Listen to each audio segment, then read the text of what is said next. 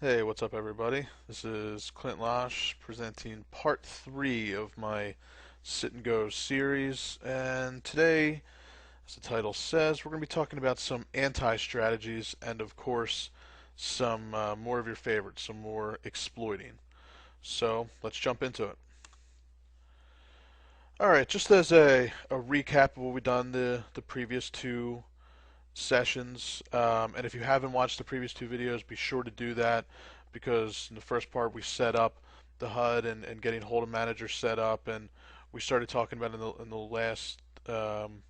in the last video about not necessarily needing a hand anymore to open up when you're raising pre-flop. We can look at stats, players, stack sizes.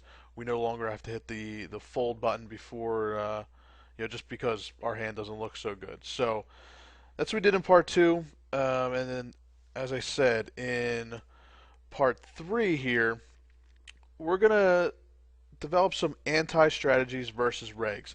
Again, using what we know against them. We know how they're supposed to play, tight early, open up in the middle game, push fold in the late game. We're going to use some of those concepts against them. That those ABC old style of sit and go play, how some of these regs are still playing. We're going to be using that against them to um, gain a little bit of an extra edge, pick up some more chips, and over the past couple videos, we've talked a lot about regs, how to exploit the regs, when to race through them, how to steal from them. We're also going to talk today about how to exploit the fishy players. The guys that are calling raises, doing a lot of weird things at the table. How can we maximize value from them and essentially get their chips before anybody else does? Um, Sometimes they'll end up giving you a bit of headaches with some of the weird plays that they end up making, but overall they're going to be spewing their chips to you, and you want to make sure, or they're going to be spewing their chips around the table. You just want to make sure that they're spewing them to you. So we'll talk about some things you can do against these players to essentially get some extra value from them. The first topic that I want to discuss is essentially stealing in the small blind.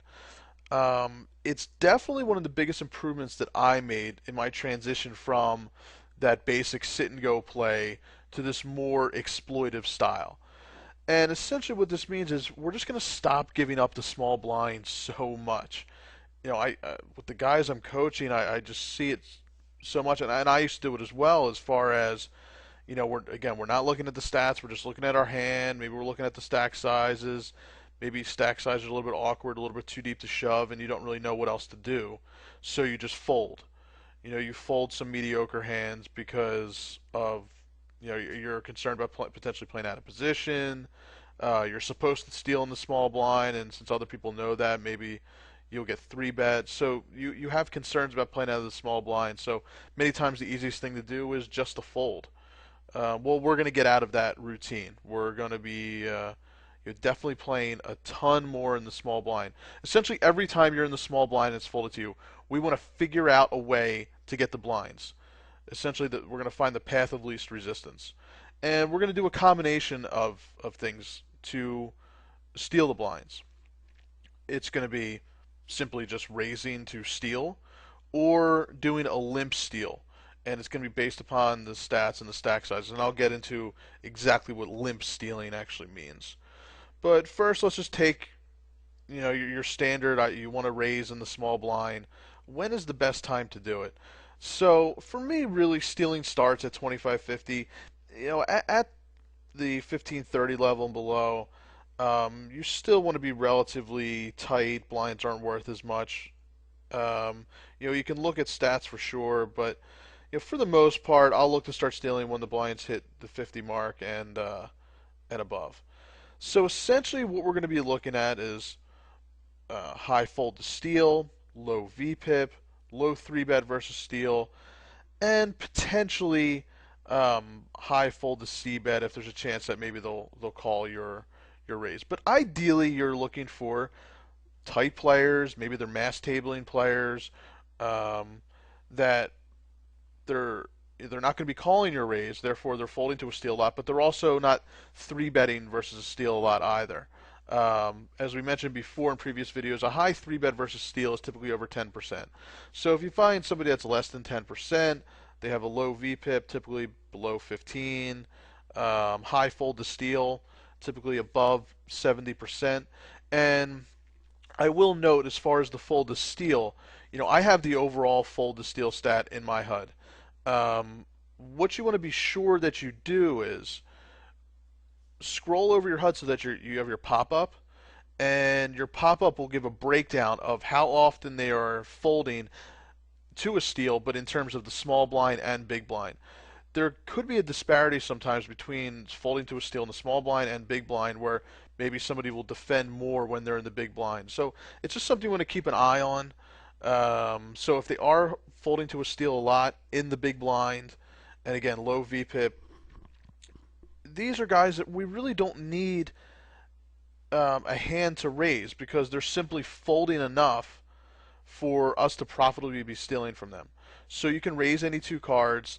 My standard raise in general is around 2.2. In the small blind, I may raise a little bit bigger to say 2.5, just to not give any incentive or make it easy for the big blind to call, purely because it's cheap. So I tend to go a little bit bigger in the small blind with my raises, so to 2.5. So if the blinds are 50-100, I'll raise from any position of the table to 220. From the small blind, I'm typically going to raise to 250. And again, we're going to be making these any two card steals against the ABC multi-tabling regs, or simply just tight, random, fishy players. So a lot of what we're going to go through today, it's not going to be brain surgery by any means, but there are plays to just add into your repertoire so that you recognize them. Just like all the other strategies we spoke about in the previous video. You want to be paying attention. Get out of the robotic style. Don't just look at your hand to fold. This is, again, where we're going to look at stats, and who cares what your hand is? If somebody's folding 95% to a steal, does it really matter what your hand is? So pay attention. Don't be so quick to fold. And again, look to be picking up some chips in the small blind. So that is the way to steal by raising. I mean, that's what everybody's familiar with. If you're going to steal the blinds, you have to raise to steal them. And that may work once in a while, but for some players, and I think this is what gives us all some caution sometimes, against certain players, raising from the small blind is not always going to be the best move. Let's say you have a guy that's really, really loose and potentially pretty aggressive in the big blind. What do you do? When you raise, they may call you, and then you're left playing out of position. When so you don't know exactly what to do, especially, and we're talking about right now when you're not in push fold mode. So I guess I should have prefaced that. So we're not in push fold mode right now. We're going to be above 10 big blinds. So maybe 12, 13, 14 big blinds. You're in that awkward phase of too deep to shove. Raising can get a little expensive. You get called and have to play out of position, or they may 3-bet you. So just raising to steal the blinds may not be the most effective way. So that's where we bring in this strategy called the limp steal. Some people call it the limp in lead, whatever you want to call it. Maybe you're using it already. Maybe you've seen it done but don't know why or when to do it. We're going to get into the specifics of how to use it now. So ideally, this play works best against your passive players. And how do we identify a passive player? Ideally, you're really just looking at the VPIP and pre-flop raise. If somebody is playing, let's say for example, a 30 VPIP and a 9 pre-flop raise, so 30 and 9. That means they're playing a good amount of hands, they're pretty loose, but they're very rarely raising. They're usually just calling, limping in a lot themselves, so a more passive player. And again, we're doing this with above 10 big blinds. And these players will also typically have a lower fold to steal, because they are playing so many hands and they're just calling. So in general, when you raise against these players out of the small blind, there is a higher likelihood of the big blind just calling a raise, but not necessarily raising over top if we limp. So essentially what we're going to do here is, instead of raising, having them call, and us having to play post flop, we're going to limp in. And then ideally they're going to be checking. Of course, once in a while they'll raise over top, but against a passive player, you know they're not going to do a whole lot of raising. So you'll have them check behind, and you go to the flop. The goal here is not to limp and hit our hand. The goal is to steal on the flop. So we limp with any two cards against these players and steal by betting half pot on any flop. You don't need to hit a pair. That's not the goal. You want to be betting about half pot on any flop. Any more than that is really unnecessary, because the more that you end up raising on the flop, the higher the percentages that this play has to be successful for it to turn a profit. So bet around half pot on any flop. So, when we talked about how to steal the blinds and we want the path of least resistance, for the tight players, the best path is to just simply steal, raise the steal because they're not defending. Against these players, the more low risk approach is by doing this limp steal, not necessarily inflating the pot and playing out of position against a potential calling station. So why don't we get into just what this play actually looks like and what stats we're looking at. So let's close that out. Let's bring up the replayer. And so I just filtered for some hands where I limp in, and we're going to have the hand folded to us, and we have King Deuce here. Most people would just fold King Deuce, and we're definitely not in the all-in mode, since we've got about 18 big blinds. Big blinds got about 20, so we're not shoving all in. Don't necessarily want to raise here. I mean, let's look at this guy's stats. So again, I'll pull up. Here is the notepad document, just so you have what these stats are again. And we're going to be looking at the top two here, these two. So the 42-6, 42-6 on this player, JCK4. So pretty much exactly what we said. Very high VPIP, very low pre-flop raise. So very passive player. And also, now I'm not sure how many hands we're going to have on this player. So it's fold to steal, and you see here's what I was talking about, the breakdown. If you look at that little pop-up, I scrolled over the fold to steal, and we don't have a lot of hands on him at the moment. It's a 0% fold to steal, but that was only over one opportunity, so it's still not a lot of information. But that you can see that there's the breakdown. You want to see small blind versus big blind. But really, against this player, the more telling information is the simple fact that he's playing 42-6. So we're not going to look to raise and play out of position against this type of player with a hand like King Deuce. King Deuce doesn't flop well anyway, and it's just going to make life miserable. So what we can do is we limp, and he checks behind. We hit nothing on this flop. Remember, 2/3 of the time he's not going to hit anything on the flop either. So we're going to get a lot of folds here. And you can just go ahead and I bet this a little bit higher than 50% of the pot. The only reason sometimes I do that is it doesn't look like a lazy bet. Maybe 52% of the pot, whatever it is. But the general concept applies. So I'll bet maybe slightly bigger to make it to look like it's not just a lazy half pot bet, that actually puts some thought into it. Maybe it gets me an extra fold. I don't know. Maybe it's something superstitious. But it's what I do. So we bet, and we get him to fold. So essentially we stole the blinds without what people would consider a technical steal. We're raising pre-flop, but we're going to limp and steal. So again, we're a little bit blinds are a little bit higher now, and we're going to have it folded around. Now I will say I'm not sure if this is the best player in the world to be doing this against, the limp steal, because what I said was you want to do it against the loose passive players that aren't going to raise over the top. Obviously, not everybody's either going to be tight or just loose and passive. There's also the loose aggressive players, who are, they're playing a lot of hands, but they're also raising a lot.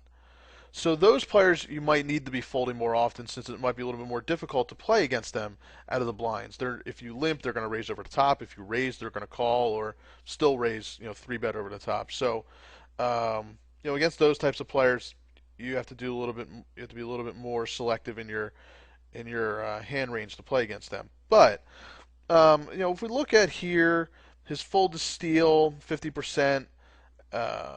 One out of every 2 times in the small blind, one out of 2 times in the big blind. So not necessarily a huge sample, but still 50%. Now he's playing 44-24, so he's not like that previous player who we saw, was it 42-9? He's definitely a little bit more aggressive pre-flop, but again, it's okay to give it a shot. To get you thinking, obviously you're not going to have the perfect scenario every single time, but this time I chose to, let's see if we can get it to work, and we do get him to check. Here we hit top pair. Remember, our goal isn't hit top pair. I'm going to lead out here for maybe 155, 160. Again, 150 is fine, but remember I like to just change up my raises a little bit. So if I totally missed this board, I'd bet the same amount. When I hit the board and I hit my jack, I'm going to bet the same amount. So keep it simple. So this time I bet 150, and we get him to fold. And let's go through again. Oops. So we get folds. We got a guy playing 13-0 here. Now, this is an interesting scenario. Oh, and I forgot to mention also that it's a little bit short stacked here. So this is a little bit different than even the scenarios we were talking about where we're in that awkward, you can't shove all in stage. We could shove all in here for sure because our effective stack is a little over 5 big blinds. But since he's so short, there's a good chance his calling range is going to be pretty wide. And my stack is pretty good here. We're above 10 big blinds. But shoving all in and losing this pot would definitely hurt considering what the blind level is. So the limp steal will typically work when you're above the 12, 13 big blind area because you're less likely to get shoved on. But against this player, maybe he's got a wider calling range. He's looking pretty tight and pretty passive. So I took this opportunity to say, you know what, I'm going to limp in, and maybe we can, instead of shoving all in and risking, a little bit less than half of our stack with a marginal hand here, let's see if the limp steal will work. And we do actually get him to limp, and he might actually think this is a trap because we're also supposed to be shoving here. We're not supposed to be limping. So we go ahead, we bet well less than half the pot here, and we get a fold. So maybe that's not the most ideal scenario in the world given the stack sizes, but remember, these plays that I'm presenting here are to get you to think about how, the best way to approach a scenario. If you're uncomfortable with shoving here, maybe you're afraid he's going to call wide and you don't necessarily want to risk your stack, this might be the lower risk play to make. Again, a hand like Queen Jack. Hand flops well. I could raise, but again, we have a guy at 23-5 here, and I decided the better play, the low risk play, the path of least resistance, maybe to do a limp steal against this player. And plus, we have a half decent hand we could fall back on. But we get an ace high board here, still betting out on any flop. So. And also, don't be afraid if an ace comes out. I've had people say, well, there's an ace out there. Well, that's good. We can actually represent the ace. If he had an ace, he may have raised pre-flop with an ace. They're passive, yes, but when they have an ace, maybe they're more likely to raise. So if they don't raise and that ace comes out, there's a good chance they don't have that anyway. And it's going to be tough for them to then call the raise with that ace out there if they don't have one. So don't be afraid to also represent ace high boards. But again, the play here is to limp and steal on any flop or bet out on any flop. And here's an interesting scenario. A guy's playing 23-13. He's the big stack. Maybe you don't want to raise. You probably don't want to shove all in against the big stack with a poor hand here. Do the limp steal. And A board like this, it's tough to represent, but it doesn't really matter against these guys. That's the play. So that is the limp steal. Add it into your game. It'll make a world of difference. And, again, a lot of strategies we've talked about have been opening wide versus regs. And maybe you're playing lower stakes games. Maybe you are, I'm playing on merge where you're getting guys that aren't necessarily the tightest in the world. Well, this is a way to essentially exploit these loose passive players. So this is a play you can put in your game right away. Maybe you couldn't use the stuff that we talked about from part 2 of the series about opening up wide, but this works well against those loose players. So consider putting that into your game as well. All right, let's get back to the presentation. So now we're going to talk about an anti-strategy, essentially using what we know about how regs are supposed to play and use it against them.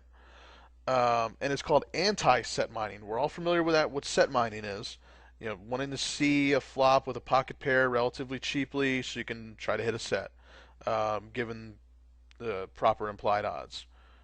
So we're going to take what we know about that and how it applies to sit and goes and develop an anti-strategy for it. So I'll pose a question before I get to the next slide. What are most ABC sit and go players, regs, mass tablers, what are they typically doing with hands like pocket fours and pocket fives and pocket sevens when they're under the gun at the first level, at 10-20, at 15-30? What are they typically doing? Most, aren't raising. Many might actually be folding.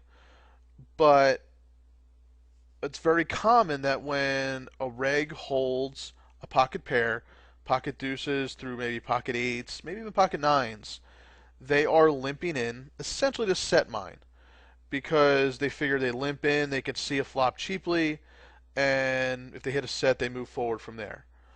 So let's use that information against them. So anti-set mining. We know that when a reg limps, he is limping a small pocket pair. So pocket deuces through pocket eights, maybe pocket sevens, whatever it may be. So let's say he's under the gun and the reg limps. To us, we know what his range is. So he might as well be playing with his cards face up. So we could actually raise over top of him, even at 15-30 and 10-20. We can raise over top of him with any two cards because we know how the hand's going to play out. So they limp, we raise, let's say, to 110 with any two cards if we follow this little flow chart here. Now, the reg then will call. So we raise to 110. He'll call thinking that he's still set mining. And sorry, this is at 15-30. So he limps at 15-30. And we raise to 110. He calls. We're going to c-bet any flop because they're not going to move forward with that pocket pair unless they hit a set, typically. So if that player calls or raises, we pretty much know that they've hit their set and we just shut down. So we're never losing anymore. Okay? We can actually do this. I'd rather do it from the blinds because there's less people to act behind you. And being in position or out of position really doesn't matter when that player is going to play exactly the same whether they're in position or out of position. They hit their set, they raise. If they don't, they fold. So it doesn't matter what position we're in.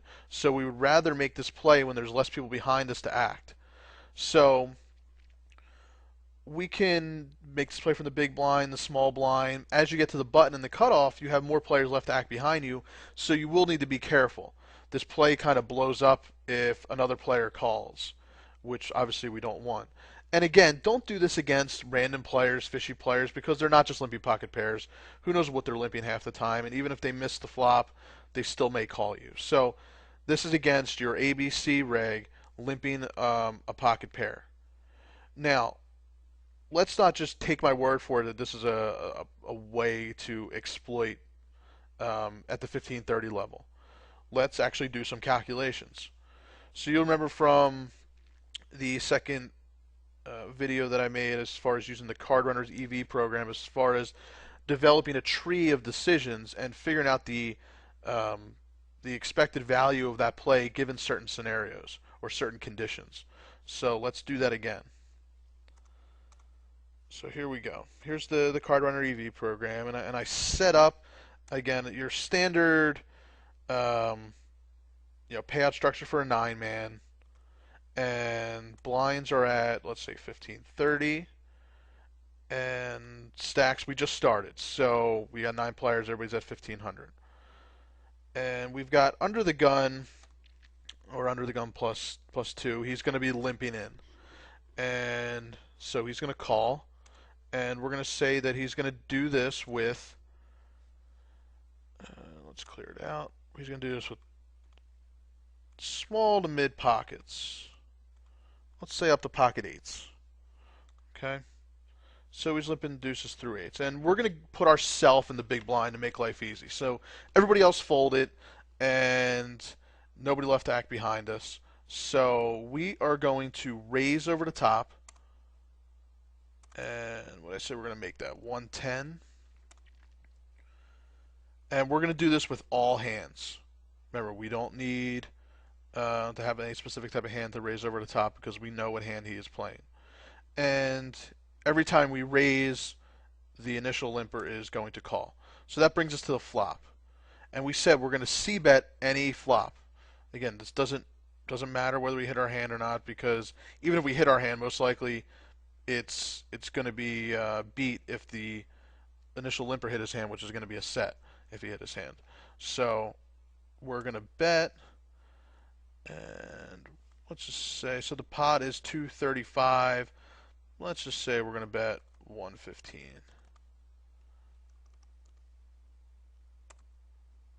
Okay. Now, this brings us to the initial limper, the reg who limped. Let's say, we're going to say that when he hits his hand, he is going to raise us, let's say to 350. And it says all hands here, but all hands means the initial hands he's played with. So this isn't any 2 cards, it's pocket deuces through pocket 8s. So he's going to raise us under the condition that he hits a set or better. So at least a set. Okay? Otherwise, he is going to fold. So if he hits a set, he's raising 350. If he doesn't hit anything, he's going to fold. I know we're giving this a simplistic view of things. Maybe you might get a call once in a while, but I think you get the point here that for the most part they're going to be raising when they hit their hand. So if they raise, no matter whether we hit even 2 pair or top pair, whatever it is, we need to fold because he's only doing this when he hits his hand. So we're folding.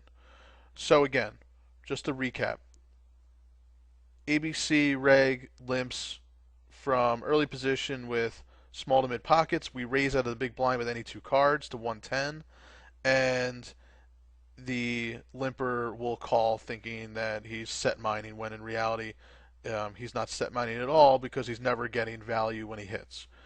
So we lead out on the flop for 115 with our any 2 card range. If he hits a set or better, he's raising, otherwise folding, and we're folding every time he raises. So let's figure out if this play in the long run will produce a profit for us. So let's perform our expected value run, and let's see what we got. And here's what we have. After about 100,000 times of running through this hand, let's take a look. Every time we raise with any 2 cards, that produces a plus EV of 0.74%, which means 0.74% of the prize pool. So if you look, here's the graph of all the hands and the EV associated with those hands. So raise deuce 3 off in this situation from the big blind, 0.72%. this is a spot that cannot be missed. Okay? It is a great way to be exploiting these regs even in the early game. It doesn't have to be exploiting when the blinds are huge and there's tons of chips to pick up. No, we can be doing this even in the early levels of a sit and go to help build our stack for the future stages, the middle game, the end game.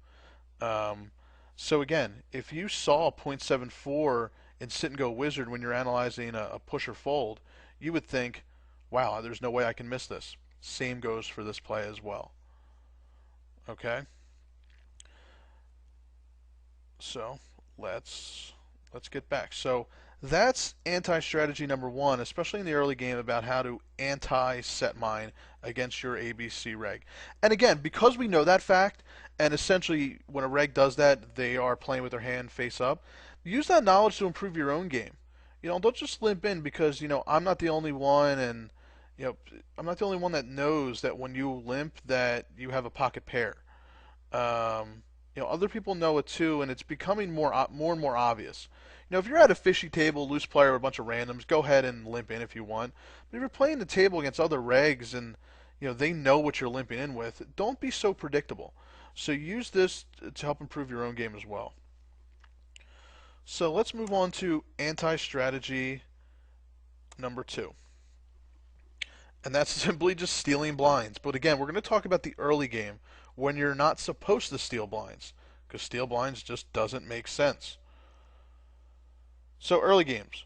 Early game. Blinds are at big blinds at 20, 30, even 50.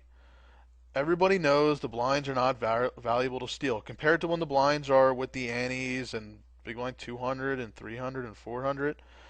So most times players can care less about defending their blinds at these levels.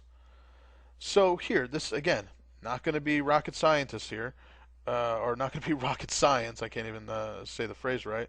Um, if there's regs in the blinds, I don't care what my hand is if I'm in late position. I know that they're not going to defend. They're only three betting me with pretty much aces and kings and queens and maybe ace king. Otherwise, they may just call or fold. Sorry, I mean maybe they'll call with trying to set mine again, but we know that that's not going to work either. So um, if you're playing, you have regs in the blinds or tight players, go ahead and steal with any two cards from late position. From the button, from the cutoff. I know that the blinds, 45 chips or 75 chips isn't necessarily worth it, but if you do that a couple times, plus maybe you throw in that our anti-strategy number one, you raise over top of a reg who limps. Maybe you add in one or two of these plays during the game as well.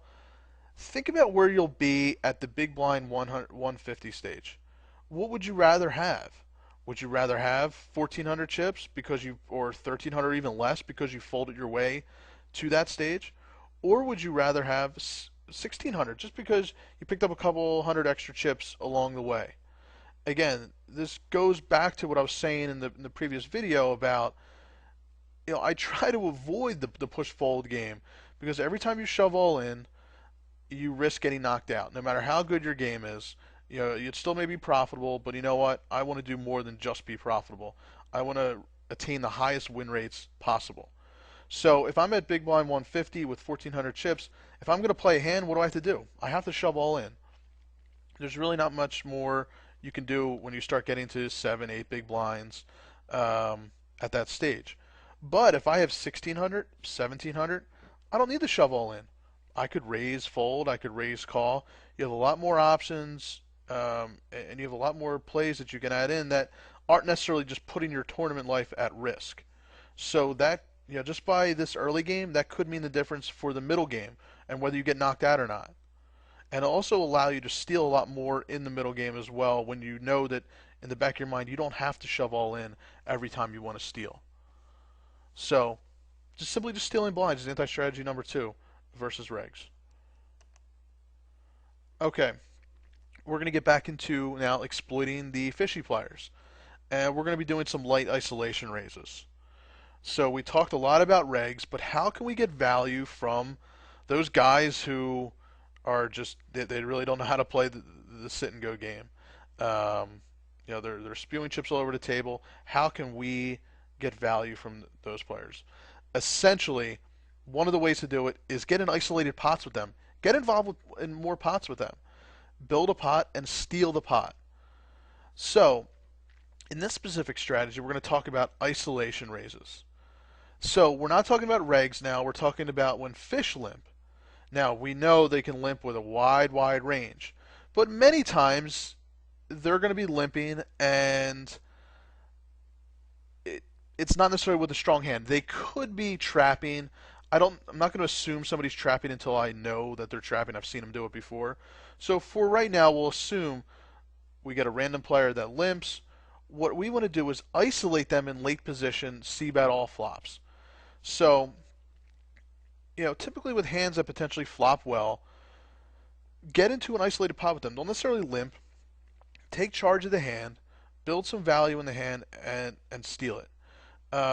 Typically I'd want to do this when we're not really close to playing the all-in game of 10 big blinds or whatever. So I want usually like a 15 big blind stack so that we can raise, we can make a C bet. If it doesn't necessarily work out, we don't leave ourselves too short stacked.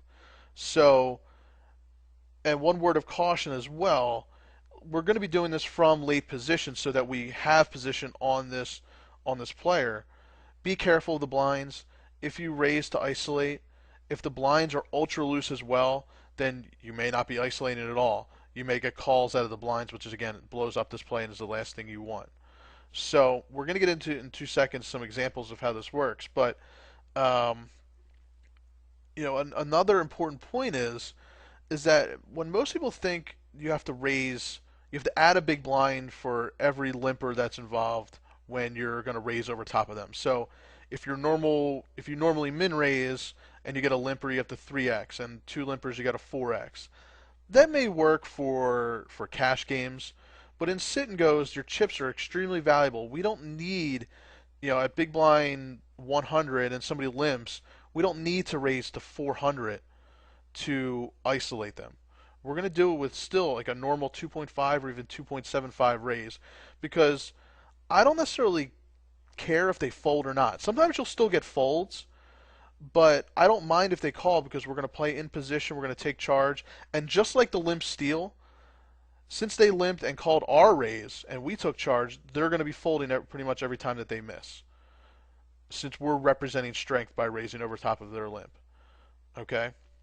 So I don't mind if they call. Folding is great as well, but I don't need to raise so big to get the job done. The bigger you raise, the bigger the pot gets, the bigger c-bet has to get, and the more often it has to work. So just like the limp steal, we don't need to be betting 75% of the pot when we limp in and steal on the flop. We bet 50%. Here, we'll get into some examples of bet sizes. So let's get into some examples again. Let's go back to Hold'em Manager. And I just got to load in. And, from the first video we talked about setting up filters. Again, this is another one of the filters that I set up. And it's the light isolation raise. Hopefully it doesn't take too long to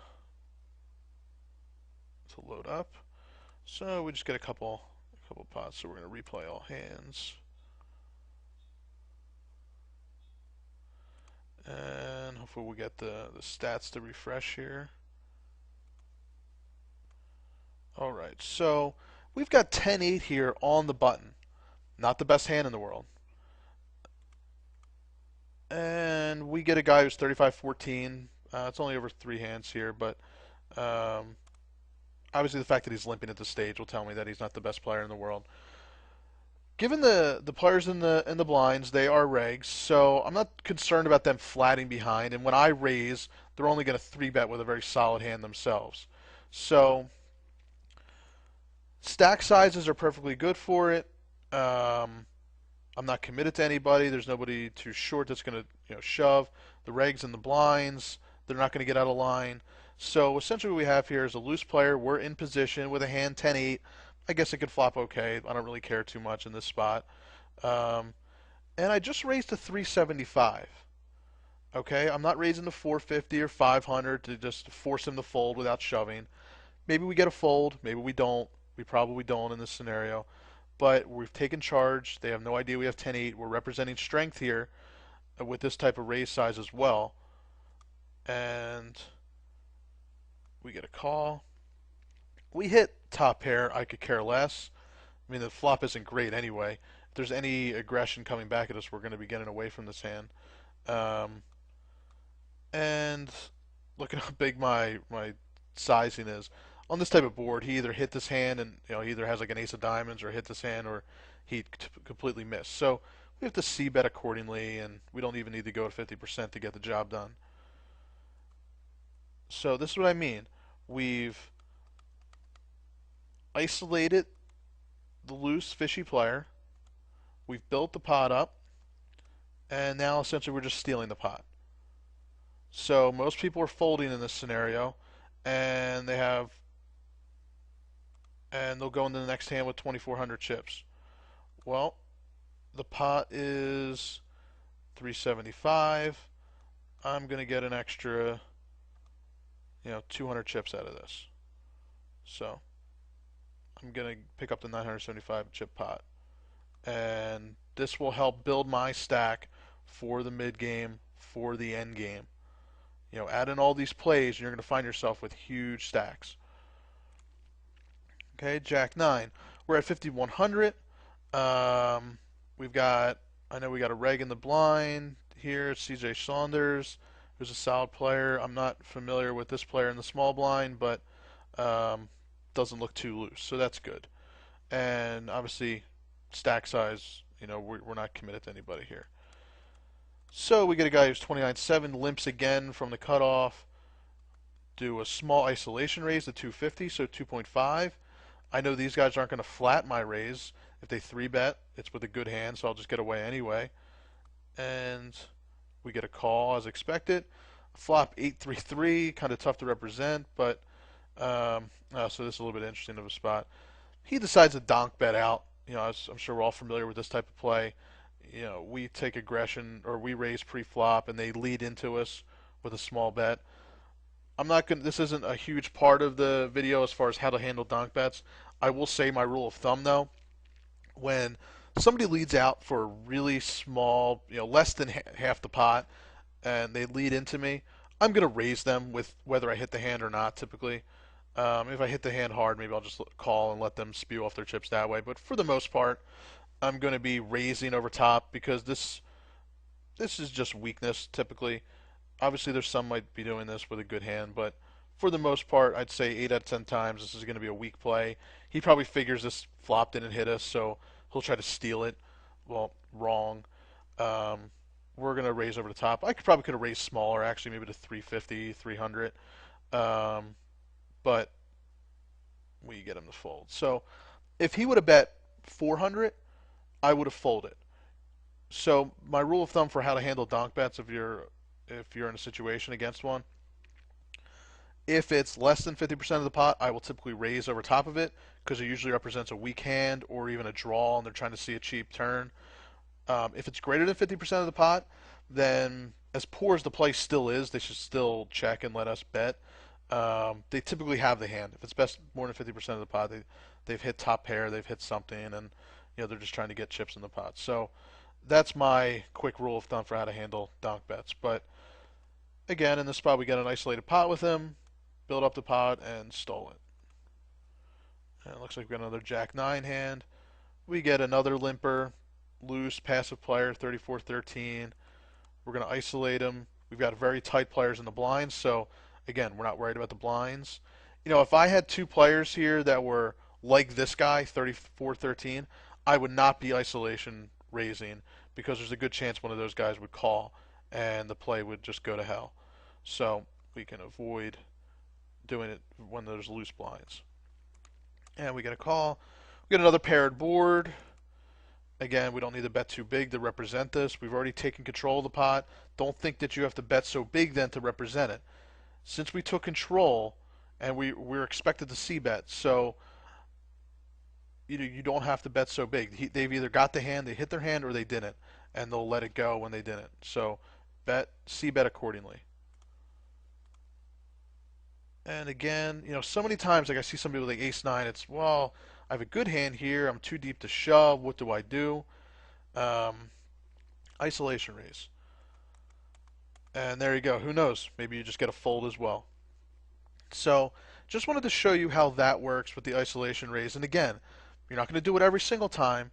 When the opportunity presents itself, be aware of how to best exploit that scenario. So you have a hand that flops okay, like a jack 9, an ace 9, maybe queen 10, something like that. I see a lot of people fold those hands in position against a limp because they don't know how else to play it besides shoving over the top or folding, and they also don't want to raise to like 4x. You don't need to raise to 4x. I simply just go to 2.5 like I was normally going to open anyway. We get an isolated pot in position and look to steal it that way. Very, very effective play to add into your game. All right, so back to the presentation. All right, another fun play that I like to make against pure fishy players, and it's called the overshove. This is such an easy play to make, but I don't see people make it enough. And it's not something I do every single time because it'll become obvious. But again, it's something I want you to think about how to maximize value when you have pocket aces or pocket kings or even pocket queens in the early phase. Um, Essentially, you want to let the fish be fish. Like I said, they're going to be, you're spewing off their chips somewhere to somebody at the table. You want it to be you. Okay? You want to double up off of them very easily. Don't let you want to do it before somebody else does it. So a great way to do that is with an overshove when you hold a premium hand. Okay? Let's say you're at 1530 and you get somebody you identified as a loose player. You've either got really loose stats on them, you looked them up on SharkScope, and they're down a ton of money, and you just know that this guy's a bad player. They raise, maybe they 3x or 4x it at 1530. Let's say they raised to 120. When I see that, in my mind, I think, well, he really likes his hand. I bet you he's not going to get away from it. So many times I see people try to play their aces and kings straight up or try to induce something. So if they raise to 120, you got aces, you'll raise to 280 or 300. And then what's going to happen? You're not necessarily going to induce a 4-bet. You're going to get a lot of calls by ace-jack and ace-10 and king-queen. And then they're going to miss the flop, you're going to c-bet, and they're going to fold. And it's like, oh man, I didn't get maximum value there with my aces and kings. Or maybe I just didn't get enough. Just shove it all in. You have no idea how many times I shove aces or kings all in. I mean, first of all, it looks like a fishy play myself. Who 3-bet shoves all in at 1530 and 1020? Well, I do with aces and kings. And you're not going to do this against a reg because, they're not going to call you off with a stupid hand. There's so many times, though, where a fishy player will raise to 4x, to 120 at the 1530 level.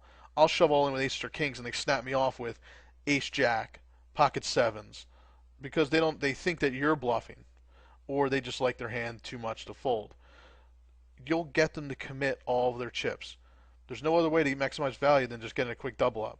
Now, do not do this with ace-king, though. Ace-king is much different. There's early game ICM considerations with ace-king that many times it's not appropriate to get it all in with ace-king in like a 9-man or 18-man, whatever, in the early stages.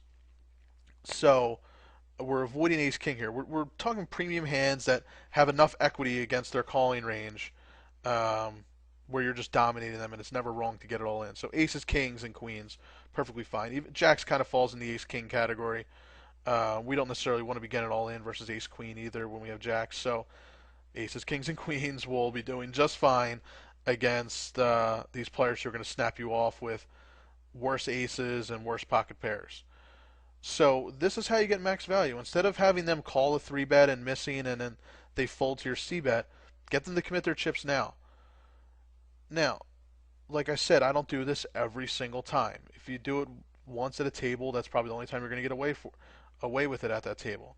Or if you play that person again, maybe you don't want to make the same exact play. So use some common sense. But again, just like every other one of these plays, it's something to add into your plays to think about to maximize the value even in the early stage.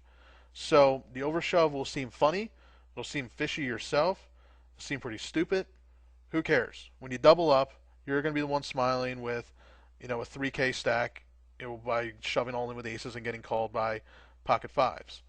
Okay, so it is effective. It does work. There's sometimes you're going to shove and they're going to fold, and you're like, man, I should have three bet smaller. I get it. Maybe there's a disadvantage a little bit where you miss out on some value from hands that might just call you, but do it when you think that this really loose player is not going to get away from their hand. And if they 3x or 4x or even sometimes you'll even 5x, that tells me they like their hand. I like my hand so much I'm going to raise bigger than normal, and they'll be happy to get it all in with you. Okay? So I think we all know what type of players we're talking about here, about who to do it against. But don't be afraid to shove all in and think you're missing value. You know, you're going to get plenty of value when they stack off rather than just calling one of your bets. So add that into your plays as well as far as the overshove. So that was it for this particular video on exploiting and bringing in fish into the equation, and how to exploit them as well. So this was kind of an addition from part 2 about how to use our stats to exploit. And all these plays, again, are plays that you're not going to do every single time. You're not going to look at the table and say, well, when this happens, I have to do this, and turn into a robot that way. It's just plays that hopefully you recognize conditions and scenarios, and now how to better exploit them. You can go into your bag of tricks and add these plays in. You get a loose player that limps. Okay, I know that if I'm in late position, I'll look at the blinds. Oh, they're tight as well. Let's put it in an isolation raise here to try to steal the blinds, or build a stack and steal it that way. Okay, we're in the small blind. This guy isn't very tight. He's pretty loose. Doesn't look like he's raising a lot. Let's try a limp steal. Oh, a reg just limped in. I know he's probably limping in with pocket pairs. Let's raise over the top with any 2 cards from the blinds because we know exactly what hand he has. It's all about thinking through the plays and having your own strategies ready to go when those plays present themselves. So going back to video 2 about opening up wide, and you can open up with any 2 cards many times. When the condition presents itself, you now have the tools to take advantage and add those plus EV, that plus EV number that we said before, the 1.17 from last videos. As far as that's the plus EV of raising any 2 cards at the big blind 200 with ante level in that particular situation. Those are spots that now you'll be able to pick up on value that you may have been missing, that you think you can only get with your push or fold. Here, raising over top of a limper, a reg that limps, resulted in 0.75 plus EV, and what that means is 0.75% of the prize pool. So every time you make that play, that's money in your pocket. Okay, that's what the plus EV play means. So I'm trying to give you as many plus EV plays as possible, in addition to what you already know about ICM and Nash and all that good stuff, to make your game, like I said, even more plus EV. And what more plus EV means is optimal. And if you remember from video 1, we're going to be playing an optimal game now, not just a plus EV game. Okay, so optimal means exploiting. Exploiting means more plus EV. Okay, so I think you've heard me say exploit and EV enough here. So that's what we can take away from this video. And what you've got coming up in part 4 is probably my favorite video, actually, because we're going to be analyzing now. We're going to get into the push-fold game. We've talked about raising when we're above 10 big blinds, 12 big blinds, how wide we can open the steal. But let's get into the push-fold game now, because there are going to be times when you're at 9 big blinds, 10 big blinds, and you're going to think, well, the only thing I can do now is push all in or fold. Well, we're going to refute that.